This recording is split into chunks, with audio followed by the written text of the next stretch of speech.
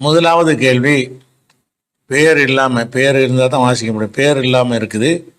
நாம் ஓதும் அத்தஹியாத்தில் அஸ்ஸலாமு அலைக்க ஐயுஹன் நபி என்று நாம் ஓதுகிறோம். மேலும் நபி ஸல்லல்லாஹு அவர்களுக்காக ஸலவாத்தும் சொல்கிறோம். நபி ஸல்லல்லாஹு அலைஹி வஸல்லம் அவர்கள் அத்தஹியாத் ஓதும் பொழுது அவர்கள் தமக்கு தாமே சலாமும் ஸலவாத்தும் சொல்வது போன்றுதானே அர்த்தம் வருகிறது. இது முரண்பாடாக இருக்கிறது, விளக்கம் தரவும் அப்படின்னு ஒருத்தர் கேட்குறார். அதாவது அத்தஹியாத்து ஓதும்போது அதில் அஸ்ஸலாமு அலைக்க ஐயுஹன் நபியு என்று வரும். நபியே உங்கள் மீது சலாம் உண்டாகட்டுமாக. இது அத்தஹியாத்தில் வரக்கூடிய ஒரு வாசகம். இதை நாம் சொல்வது பிரச்சனை இல்லை, நம்ம நபிக்கு சலாம் சொல்கிறோம். நபியே இதை ஓதுனாங்கன்னு கேட்டால் அஸ்ஸலாமு அலைக்க ஐயுஹன் நபின்னு ரசூல்லா ஓதுனாங்கன்னு வைங்க, அப்போ அவங்க நபியே உங்களுக்கு சலாம் உண்டாகட்டுமாங்க நபி வேற ஒரு ஆளை பார்த்து சொல்கிற மாதிரி வருதுல்ல, அப்படி வருது. அதை முரண்பாடுங்கிறார். இந்த அத்தஹியாத்து ஓதுவது நமக்கெல்லாம் சரி, ஆனால் நபிகள் நாயகம் ஸல்லல்லாஹு அலைஹி வஸல்லம் அவர்களும் இதை ஓதினார்கள் என்று வைத்து கொண்டால் அஸ்ஸலாமு அலைக்க ஐயுஹன் நபி என்று அவர்கள் ஓதுவது பொருத்தமாக தெரியலையே. நபியே உங்கள் மீது சலாம் உண்டாகட்டுமாக என்று பொருத்தமாக இல்லை. அதே மாதிரி ஸலவாத்து சொல்கிறோம், அல்லாஹும்ம ஸல்லி அலா முஹம்மது என்று சொல்லி படற்கையாக முன்னிலையாக சொல்லாமல் அவர்கள் மீது அருள் செய்வாயாக என்று அல்லாஹும்ம ஸல்லி அலா முஹம்மதின் ஓதுகிறோம். ரசூலுல்லாஹ் இதை ஓதுனாங்கன்னு வைத்து கொண்டோம்னு சொன்னால் அவங்களும் ஒரு மூன்றாம் நபருக்கு ஓதுற மாதிரி தானே வருது. அஸ்ஸலாமு அலைய என் மீது சலாம் உண்டா அல்லாஹும்ம ஸல்லி அலைய அப்படி ஓதுனா பொருத்தமாக இருக்கும். என் மீது இறைவா அருள் புரிவாயாக, முகம்மதின் மீது அருள் புரிவாயாகன்றது நம்ம ஓதுவது கரெக்டாக இருக்கும், ரசூலுல்லாஹ் ஓதுறது கரெக்டாக இல்லையே, அது கொஞ்சம் பொருத்தமாக தெரியலையே அப்படிங்கிற மாதிரி கேட்குறார். இதில் அவர் சொல்கிற மாதிரி அர்த்தம் வருகிறது. ஆனால் இந்த அத்தஹியாத்தும் அதில் ஓதுகிற அந்த சலாமும் ஸலவாத்தும் இதெல்லாம் இருக்குதுல்ல, இதெல்லாம் அதில் என்ன மாதிரி அர்த்தத்தில் நம்ம சொல்லுகிறோம் என்று நம்ம புரிந்து கொள்ள வேண்டும். இப்போ ரசூலுல்லாவுக்கு நம்ம அஸ்ஸலாமு அலைக்க ஐயுஹன் நபிங்கிறோம். அப்போ ரசூலுல்லாவை கூப்பிட்டு சலாம் சொல்கிறோம் அப்படின்னு சொன்னால் இது ரசூலுல்லாஹ் கேட்கும் என்று சொல்லியா கூப்பிடுகிறோம்? அத்தஹியாத்தில் அஸ்ஸலாமு அலைக்க ஐயுஹன் நபின்னு ஓதணும் என்று சொன்னால் நபியை நேரடியாக அவங்களுக்கு கேட்குதுன்னு எடுத்துக்கிறோமா? எடுத்துக்கிற மாட்டோம். இந்த கபரு வணங்குகிற அந்த கூட்டத்தார் கேட்கும்னு கூட இதை வதச்சு வாதிடுவாங்க. ஆனால் நபிகள் நாயகம் ஸல்லல்லாஹு அலைஹி வஸல்லம் வாழ்ந்த காலத்துக்கு போயிட்டீங்கன்னு வைங்க, அப்போ இதனுடைய அர்த்தம் உங்களுக்கு தெளிவாக வழங்கிடும். அப்போ சஹாபாக்கள் அஸ்ஸலாமு அலைக்க ஐயுஹன் நபியுன்னு ஓதுறாங்க. அப்போ ரசூலுல்லாவுக்கு கேட்டிருந்தா அவங்களுடைய கடமை என்ன? அலைக்கும் ஸலாம்னு சொல்லிக்கிட்டு இருக்கணும். யாரெல்லாம் அன்றைக்கு ஹயாத்தோட தொழுது கொண்டிருக்கிறார்களோ அவங்களெல்லாம் அத்தஹியாத்தில் அஸ்ஸலாமு அலைக்க ஐயுஹன் நபின்னு ஓதுவார்கள். ஓதுவதெல்லாம் ரசூலுல்லாஹ் கேட்கும் என்று இருந்தால் ரசூலுல்லாஹ் தன் வாழ்நாள் முழுவதும் அலைக்கும் ஸலாம் சொல்வதற்கு அவங்களுக்கு நேரம் பத்தாது. ஒரு நேரத்தில் நூற்றுக்கணக்கான பேர் அஸ்ஸலாமு அலைக்க ஐயுஹன் நபின்னு ஓதியிருப்பாங்க. ரசூலுல்லாஹ் என்ன செய்யணும்? அலைக்கும் ஸலாம் அலைக்கும் ஸலாம் அலைக்கும் ஸலாம்னு சொல்லி ஃபாஸ்ட்டாக இது மட்டுமே அவங்களுடைய வாழ்க்கையாக போயிருக்கும். ஏன்னா கேட்டால் பதில் சொல்லணும்ல. இப்போ கேட்டால் அது அங்கிறவங்கள பதில் சொல்லிக்கிடுவாங்கம்மாங்க. இப்போ கேட்டோம்னு சொன்னால் அதெல்லாம் அதை பரிசக வாழ்க்கையில் ரசூலுல்லாஹ் பதில் சொல்லிக்கிட்டு இருப்பாங்க அப்படின்னு சொல்லிடுவாங்க.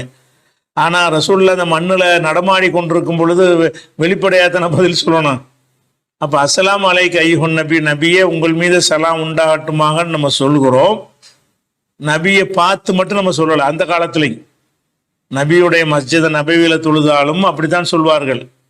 அவங்க வீட்டில் தொழுதாலும் நபியை உங்கள் மீது சலாம் உண்டாகட்டுமாங்கம்பாங்க. அங்கனக்குள்ள முன்னாடி ரசூலுல்லாஹ் இருக்க மாட்டாங்க. வெவ்வேறு மஹல்லா வெவ்வேறு பள்ளிவாசல்கள் அன்றைக்கு தொழுதாங்கள அவங்களும் அஸ்ஸலாமு அலைக்க ஐயுஹன் நபியும்பாங்க. நபியேன்னு கூப்பிடுவாங்க. நபி முன்னாடி இருப்பதாக நினைத்து அவங்க கூப்பிடுவது கிடையாது. நபிகள் நாயகம் வாழ்ந்த காலத்தில் பல பகுதிகளுக்கு இஸ்லாம் பரவி இருந்தது. அந்தந்த பகுதியில் உள்ள மக்களும் தொழுகும் பொழுது அஸ்ஸலாமு அலைக்க ஐயுஹன் நபியும் தான் சொல்லுவாங்க. ரசூலுல்லாஹ் கேட்குதுன்னு அவங்க சொல்லுவார்களே. ஆனால் அப்போ ரசூலுல்லாஹ் கேட்டால் ரசூலுல்லாஹ்வுடைய கடமை என்ன? பதில் சொல்கிற கடமையாயிரும். அப்போ ரசூலுல்லாஹ்வுடைய வாழ்க்கையில் எந்த ஒரு சந்தர்ப்பத்தையாவது அலைக்கும் ஸலாம் அலைக்கும் ஸலாம் அலைக்கும் ஸலாம் சொல்லிக்கொண்டே இருந்தார்கள் அப்படின்னு நீங்கள் பார்த்துருக்குறீங்களா? பதில் சொல்லலை. பதில் சொல்லலைன்னா இது கேட்கலன்னு அர்த்தம். நான் ஃபஸ்ட்டு வழங்கிடணும். அஸ்ஸலாமு அலைக்க ஐயுஹன் நபின்னு நம்ம சொல்வதெல்லாம் நேரடியாக ரசூலை பார்த்து பேசுவது போல இருந்தாலும் அப்படி தென்பட்டாலும் அந்த அர்த்தத்தில் இது பேசப்படவில்லை. இது எதுக்குன்னா ரசூல்லா மேலே சலாம் சொல்வது வந்து சலவாத்தும் சலாமும் சொல்வது வந்து அல்லாஹ் வந்து நம்ம கடமையாக்கிட்டான். யாயுல்லதி நாமனு சல்லு அலைஹி வ சல்லிமு தஸ்லீமா, மூமின்களை நீங்கள் அவருக்கு சலவாத்தும் சொல்லுங்கள் சலாமும் சொல்லுங்கள் அப்படின்னு அல்லாஹ் கட்டளையிட்டான். அந்த சலவாத்து சலாமை எப்படி சொல்வது? கைஃபனு சொல்லி அலைக்க யாரை சொல்லலாம்? அல்லாஹ்வுடைய தூதரை எப்படி உங்கள் மீது நம்ம சலவாத்து சொல்வது அப்படின்னு கேட்கும் பொழுது ரசூல்லா இதை கற்றுக் கொடுக்குறாங்க. இந்த மாதிரி நீங்கள் தொழுகையில் சொல்லுங்க. அப்போ இது தொழுகையில் இதை சொல்வது வந்து அந்த கட்டளையை செயல்படுத்துவதற்குரியதாகும். அஸ்ஸலாமு அலைக்க அய்யுஹன் நபின்னு சொன்னாலும் அஸ்ஸலாமு அலன் நபின்னு தான் அர்த்தம். அதுக்கு நபியின் மீது சலாம் சொல்கிறோம் அப்படின்னு தான் அர்த்தமாகும். அதனால ஃபஸ்ட்டு என்னென்னு கேட்டால் இது ரசூல்லாவை நோக்கி சொல்கிறோம் நீங்கள் நினைக்கிறீங்களே, அதுவே தப்புது. அப்படி நினைச்சதுனால தான் அப்போ ரசூல்லா எப்படி சொல்லியிருப்பாங்கங்கிற கேள்வி உங்களுக்கு வருகிறது.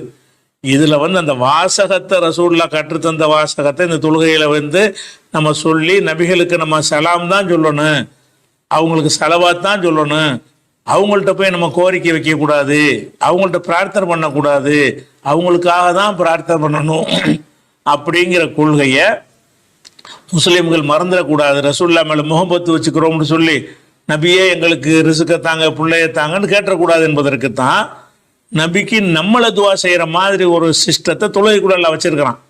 நபியே உங்கள் மீது சலாம் உண்டாகட்டுவாங்க, அவங்களுக்காகத்தான் நீங்கள் சலாம் சொல்கிறீர்கள், அவர்களுக்காகத்தான் நீங்கள் அல்லாஹ்விடத்தில் அருளை தேடுகிறீர்கள் என்கிறதை சொல்லித் தருவதற்காக ரசூல் ஸல்லல்லாஹு அலைஹி வஸல்லம் கற்றுத்தந்த ஒரு வாசகம். அதனால இதில் உள்ள படற்கையாக வருதா முன்னிலையாக வருதா என்பதெல்லாம் நம்ம கவனிக்கவே கூடாது.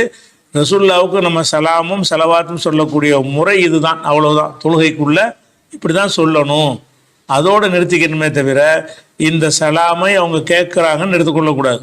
அப்படி எடுத்துக்கொண்டோமே என்று சொன்னால் ரசூல்லா அஸ்ஸலாமு அலைக்க அய்யுஹன் நபின்னு சொல்வதும் வந்து அதை இப்படித்தான் சொல்லணும் என்பதற்கு செஞ்சாங்களே தவிர அவங்க வேற ஒரு ஆளை பார்த்து சொன்னாங்கன்னு எடுத்துக்கிற இயலாது. நம்ம எப்படி ரசூல்லாவை பார்த்து சொன்னதாக எடுத்துக்கொள்ள முடியாதோ அதே மாதிரி ரசூல்லா அஸ்ஸலாமு அலைக்க அய்யுஹன் நபின்னு சொன்னாலும் இந்த வாசகத்தை தொழுகையில் சொல்லணும், அவ்வளவுதான். அந்த அடிப்படை நீங்கள் பார்த்தீங்கன்னா ரசூல்லா இப்படி தான் சொன்னாங்க, சல்லு கமா ராய்த்துமூனி உசல்லி, என்னை எவ்வாறு தொழக்கண்டீர்களோ அவ்வாறு தொழுங்கள் என்று சொல்லிட்டாங்க.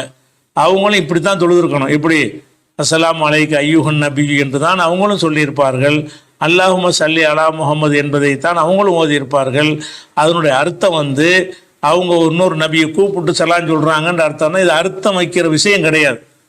இதில் என்ன அர்த்தம்? நேரடிய வார்த்தைக்கு நீங்கள் அர்த்தம் செஞ்ச ஒரு கருத்தை புரிஞ்சுக்கலாமே தவிர அந்த முன்னிலை படற்கை இதற்கெல்லாம் இங்கே வந்து முக்கியத்துவம் கிடையாது. இது ஒரு பரக்கத்தான ஒரு வார்த்தை, அல்லாஹ்வுடைய ரசூல் கற்றுத்தந்த ஒரு வார்த்தை. அந்த வார்த்தையை நீங்கள் தொழுகைக்குள்ளே சொல்லணும் அப்படிங்கிற அளவுக்கு தான் இதை வச்சுக்கிறணும், இதை விளங்கிக்கிறணும். சில அறிஞர்கள் ராஃபிங்கிற ஒரு அறிஞர் என்ன சொல்கிறாருன்னு கேட்டால், ரசூல் ஸல்லல்லாஹு அலைஹி வஸல்லம் அவர்கள் அத்தஹியாத்தெல்லாம் ஓதுவாங்கல்ல, அவங்க வந்து இந்த மாதிரி ஓத மாட்டாங்க. அஷ்ஹது அல்லா இலாஹ இல்லல்லான்னு நம்ம அத்தஹியாத்தில் ஓதுறோம்ல, அது மாதிரி ரசூல்லா ஓத மாட்டாங்க. கான யகூலு ஃபீ தஷஹுதிஹி அஷ்ஹது அன்னி ரசூலுல்லா, அஷ்ஹது அன்னி ரசூலுல்லா என்று ரசூல்லா ஓதுவார்கள். நான் தூதர், நான் வந்து அல்லாஹ்வுடைய தூதர் என்று ஓதுவார்கள் அப்படின்னு சொல்லி ஷாஃபி மதஹபில் மிக முக்கியமான ராஃபிங்கிற ஒரு ஷாஃபி இமாமுக்கு அடுத்த அந்தஸ்தில் உள்ளவர் ராஃபிங்கிறவர். அப்போ ராஃபிங்கிற இமாம் வந்தவர் சொல்கிறாரு, ரசூல்லா வந்து அஷ்ஹது அல்லா இலாஹ இல்லல்லான்னு ஓத மாட்டாங்க, அஷ்ஹது அன்னி ரசூலுல்லா, அஷ்ஹது அன் முஹம்மது ரசூல்லான்னு ஓத மாட்டாங்க, அஷ்ஹது அன்னி ரசூலுல்லான்னு ஓதுவாங்க என்று ராஃபி என்பவர் சொல்கிறார்ல. அதை பற்றி முல்லா அலி காரி அவர் வந்து மிர்காத்துங்கிற நூலில் எழுதும் பொழுது மர்தூதுன், இவர் சொல்லக்கூடிய அது வந்து நிராகரிக்கப்படக்கூடிய ஒரு கருத்து, பிஅன்னஹு லா அஸல லஹு, இதுக்கு எந்த ஒரு ஆதாரமும் கிடையாது. ரசூல்லா வந்து அஸ்ஸலாமு அலைய, என் மீது சலாம் உண்டாகட்டும் என்று ஓதுவார்கள் என்றோ, அஷ்ஹது அன்னி ரசூலுல்லா, நான் அல்லாஹ்வுடைய ரசூல் என்று ஓதுவார்கள் என்றோ சொல்லப்படுமையானால் அது வந்து மர்தூதுன், அது நிராகரிக்கப்படுது. உண்மையான விஷயம் என்னன்னு கேட்டால் நம்ம ஓதுற இதே அத்தஹியாத்து தான் அவர்களும் ஓதுவார்கள். அதனுடைய அர்த்தம் வந்து என்னன்னு கேட்டால் இந்த மாதிரி இந்த தொழுகையில் நீங்கள் சலாமும் சலவாத்தும் சொல்லணும், அவ்வளவுதான் நிறுத்திக்கணுமே தவிர இது கேட்கும் நம்ம அவங்கள கூப்பிடுறோம் அவங்க நம்ம பதில் சொல்கிறாங்க அப்படிங்கிற அர்த்தம் கிடையாது என்பதனால தான் ரசூல் ஸல்லல்லாஹு அலைஹி வஸல்லம் வாழ்ந்த காலத்தில் அவங்களுக்கு சஹாபாக்கள் தொழுகையில் அஸ்ஸலாமு அலைக்கு என்று சொல்வதெல்லாம் கேட்கவே கிடையாது. நேரடியாக ஒரு ஆள் போய் அஸ்ஸலாமு அலைக்கு என்று சொன்னால் அலைக்கும் ஸலாம்னு சொல்லுவாங்க. தொழுகைக்குள்ள அஸ்ஸலாமு அலைக்குன்னு சொன்னால் ரசூலுல்லாஹ் அலைக்கும் ஸலாம் சொன்னதே கிடையாது. அப்போ என்ன அர்த்தம்? நம்மளை அவங்கள கூப்பிடுறோங்கிற அர்த்தத்தில் சொல்கிறது கிடையாது. அவங்களுக்கு அது கேட்கவும் செய்யாது. அந்த மாதிரி புரிந்து கொண்டோம் என்று சொன்னால் இதில் முரண்பாடு கிடையாது. தொழுகையில் இப்படித்தான் சொல்லணும், அதுதான் விளங்கிக்க வேண்டியது.